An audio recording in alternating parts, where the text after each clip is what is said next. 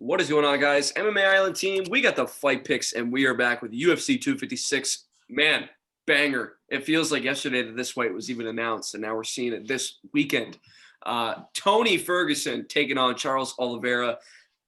Man, what a banger. Just because you're looking at the state of the lightweight division right now, and I'm talking about this first, so I will mention it. The state of the lightweight division right now, you're looking at maybe 6 fighters right now. You're looking at Connor Poirier booked for January, Ferguson Oliveira booked for this weekend. Wow. And then you got Chandler and Gaethje, who I think there's rumors going around that that's going to be booked for the co-main of January 23rd, which I think would make a lot of sense, because if one of them falls out, if Poirier falls out or McGregor falls out, bam, you step in Gaethje or Chandler, doesn't matter. But those are the guys that a lot of people are looking at the UFC lightweight division at the moment, and this is going to answer a lot of questions for us. And the question is, who's the person we got to watch out for? Because Tony Ferguson, obviously former UFC lightweight interim champion, dude you got to watch out for. Charles Oliveira. People love to mention the streak that Charles Oliveira is on right now. And I think the argument against the streak that people always lean towards is that it's not against the greatest competition. Probably agree with it. But he's doing what he's supposed to do. Exactly. People, they don't pick the people who they fight against. People are always going to mention, oh, he got knocked out by Paul Felder. I get it. I understand. Paul Felder's also a beast. And then you're submitting guys like Clay Guida, Jim Miller, and then you're going out and you're knocking out Nick Lentz, you're knocking out Jared Gordon, and then Kevin Lee, who I think is no slouch. And you go out there and you submit him in the third round. One of the greatest ground game fights. I love that fight so much. The fake tap. You gotta love the fake tap. I think he probably went out and woke up thinking he was still in the fight. That's what I would lean towards. I don't think Kevin Lee would do that on live TV, but hey, you never know. So, man, who am I picking in this one?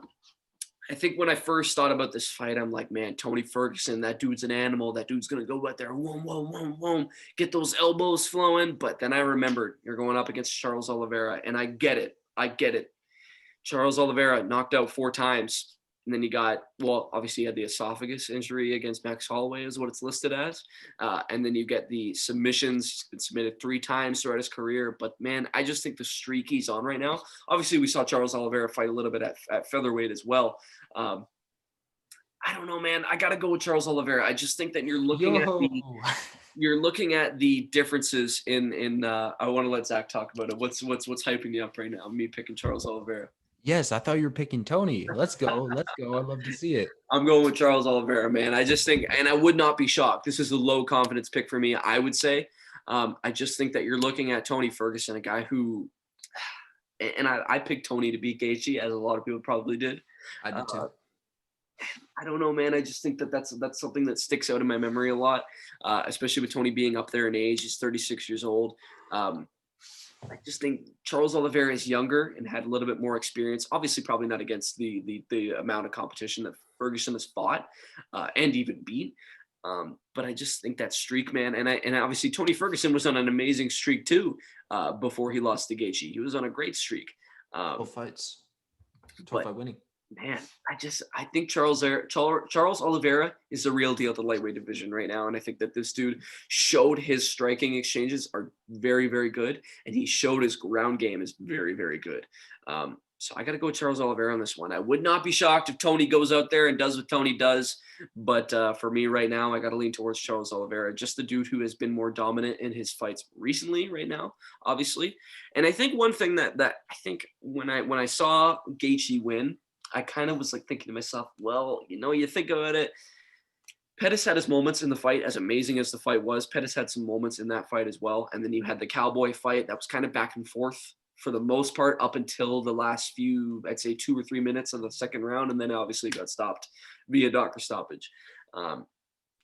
Could Ferguson be slowing down? You never know. Just because if Ferguson loses this fight here, it's tough to say. Man. We got Tony Ferguson, I'm pretty sure, is coming in bald. And then you got Oliveira coming in with bleach blonde hair. Bald fighters have been doing pretty good this year, man. And those bleach blonde hair fighters have been doing pretty good this year as well, man. You never know. Dang, man. Such a great card. I'm leaning towards Charles Oliveira. Pass it on to Zach. So if you're watching this, Atticus, I know you're probably not too happy with the fact that we're both going with Charles Oliveira and that the fact that I'm going to talk him up a little bit. And sorry, Slick, for picking let me against let me Tony mention this Ferguson. first. I just want to. I know. I'm sorry. I'm cutting into this. I just want to mention how we have been the defenders of the Charles Oliveira train in the MMA Island inside. We have been the defenders of the Charles Oliveira train because I could use your backup sometimes. They all jump on me and you're silent. wait, what? Oh, okay. Every Yeah, no. Because yeah, because you love to mention the Charles Oliveira stuff, and I'm just a supporter.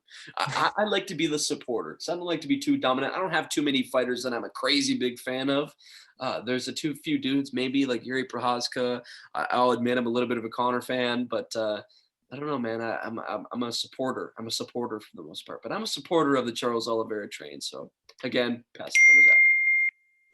I'm a big supporter of Charles Oliveira because this guy, even though he's won 7 straight fights, finished 7 straight fights, and gotten 7 straight bonuses, he's still underrated. A lot of guys are not, a lot of people are not giving Charles Oliveira the respect he deserves because, they look at this guy, jiu-jitsu beast, jiu-jitsu whiz. He's great on the ground. Can he strike? A lot of people think that Charles Oliveira cannot strike. That is ridiculous. Charles Oliveira is maybe, I think he's a better, just pure technical boxer than Tony Ferguson. Tony's a better kickboxer, but I think when it comes just to pure boxing and just striking on the inside with your hands, you have to give that advantage to Charles Oliveira. And we know that he has power in his hands as well. We saw what he did to Jared Gordon. He punched him so hard, he shattered his orbital bone. This guy packs heat in his punches. And Tony Ferguson, as we know, I mean, against Justin Gaethje, maybe that's not an indicative performance, but he is getting up there in age, and he kind of wilted in there. Like as soon as he started getting hurt, like you could see Tony Ferguson start to fade away a little bit after just getting bomb after bomb after bomb after bomb landing on him. And that kind of opened my eyes to something that Tony Ferguson's striking defense has never really been the best. It's always been pretty bad, actually, because you think about it, Tony Ferguson's been dropped in almost all of his fights. He got dropped by Lando Venata. He got dropped by Anthony Pettis. He gets hurt against everyone. He got dropped by Abel Trujillo, got dropped by Michael Johnson, obviously, and lost that fight. But a lot of people hurt him. And these guys aren't as good of strikers as Charles Oliveira is. And I don't think Oliveira is so technical, man. He's so technical. And I think Charles Oliveira might be the most powerful person that Tony Ferguson has fought outside of Barboza and Gaethje. Because Charles Oliveira has underrated power. He's really, really hard hitting it. And I think everyone wants to see this fight goes to the mat so they can say, oh, Tony Ferguson, beast off his back, blades and shades, baby, open him up, make him bleed. We'll see. Charles Oliveira, we know Tony Ferguson's really good off his back, and Charles Oliveira is very good in top position as well. I think that he will take the fight down to the ground. I think that will happen. And after what we saw him do to Kevin Lee, he just ragdolled him around on the ground. It was pretty cool to see.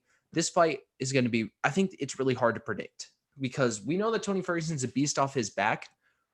Excuse me, but his ground game is unlike anything we've really ever seen before, His ground game is, you can't really quantify how good it is because no one really knows what he does. It's kind of it's the Tony Ferguson effect. But we know that Charles Oliveira is an incredible technical jiu-jitsu practitioner and an incredible technical striker. So I think that this also, can I just say, this fight not being 5 rounds is a sin. It's a crime for this fight not to be 5 rounds. And honestly, I kind of wish that this gets moved to December 19th to make this the main event. But here we are. We're talking about it now. I think that 3 rounds favors Tony Ferguson a little bit because he won't have to endure the 5-round beatdown that Charles Oliveira will put on. But I think Charles Oliveira is going to win. I think that the technical boxing is going to dissuade him and he's going to get him on the ground. Obviously, this is Tony Ferguson. He can do anything, but I'm going to pick Charles for this one. And I think another thing that people aren't really valuing in a way when you're not picking Charles Oliveira, and I think that, man, I'm throwing on all the parlay pieces. Charles Oliveira, you never know. He's an underdog. Throw it in there. Do it. No, don't parlay underdogs. Don't listen to him. Don't do that. That's how you lose your parlay. You could double it. You could double your money. Oh, man, I don't know. But he's the devil on your shoulder. With Charles Oliveira being such a technical striker, I don't see Tony Ferguson like you see Tony Ferguson goes in there and has a war with Pettis, has a war with Gaethje. When he has that war mentality and you're fighting a guy that just wants to piece you apart, and just go out there and jab you, straight you, back up, jab, jab, leg kick. Like just go out there and sort of piece you apart and point fight you, and not just point fight you. He wants to point fight you every 3 seconds, every 2 seconds. He's not trying to just go jab, jab, jab, jab, jab, jab. He's going out there and he's doing any opening he sees. He's throwing something, and that's what Charles Oliveira is doing. And I just think that technicality is sort of going to give him a huge advantage, especially when Ferguson is expecting him to go out there and have that sort of war mindset and boom, hook, hook, hook, hook. But it's not going to happen. So I don't know, man. I think Oliveira.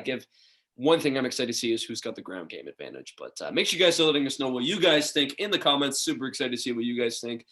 Make sure you guys are liking the video, subscribing to the channel, and make sure you guys check out the other Fight Pick videos.